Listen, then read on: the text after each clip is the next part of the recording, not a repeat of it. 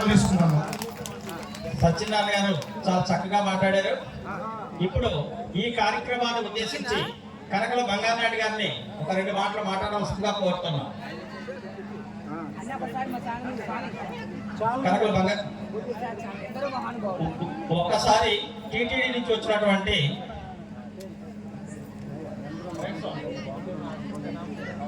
మా ఛానల్ పేరు చెప్పండి ఒకసారి. ఎందరో మహానుభావులు యూట్యూబ్ ఛానల్ చూడమని చెప్పి. ఎందరో మహానుభావులు యూట్యూబ్ ఛానల్ అందరూ కూడా సబ్స్క్రైబ్ చేసుకోవాల్సిందిగా కోరుతున్నాం. ఇప్పుడు టీటీడీ నుంచి వచ్చినటువంటి ముల్లపూడి సత్యనారాయణ గారు ఈ సభను ఉద్దేశించి 1 నిమిషం మాట్లాడవలసిందిగా కోరుతున్నాం. సభకు నమస్కారం.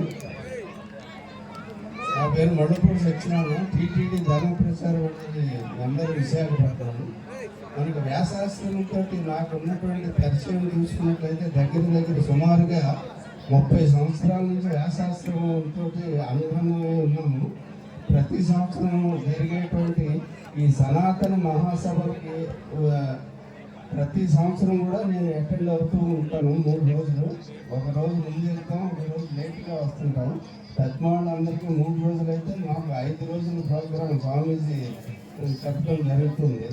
అటువంటిది నేను ఈ 30 సంవత్సరాల నుంచి కూడా మీకు ఒక్క విషయం చెప్పి నేను మీ దగ్గర అనుమతి తీసుకుని చెప్దామని అనుకుంటున్నాను.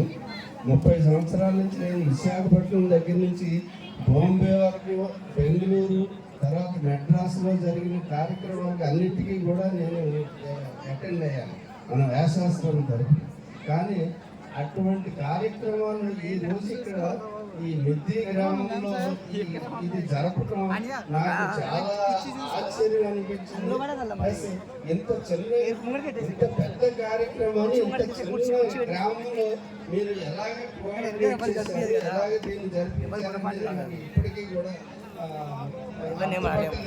ఒక మిస్టరీగానే అనిపించింది నాకు. జనరల్ గా ఈ కమిటీ వారు అందరూ కూడా చక్కగా కోఆర్డినేట్ చేసి మనకి, అంటే డైరెక్ట్ గా చెప్పాలంటే 10 మంది అతిథులు వస్తే ఇక్కడ అకామిడేషన్ లేదు, వసతులు లేవు.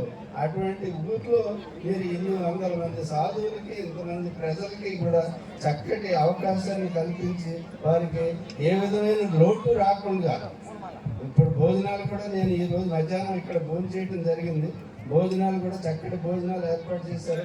వారందరికీ కూడా చక్కటి వసతి, చిన్న గ్రామం అయినా సరే మంచి వసతులు వారందరికీ కూడా ఏర్పాటు చేసి ఇచ్చేసినందుకు మీ అందరికీ కూడా ధన్యవాదాలు తెలియజేస్తున్నాను.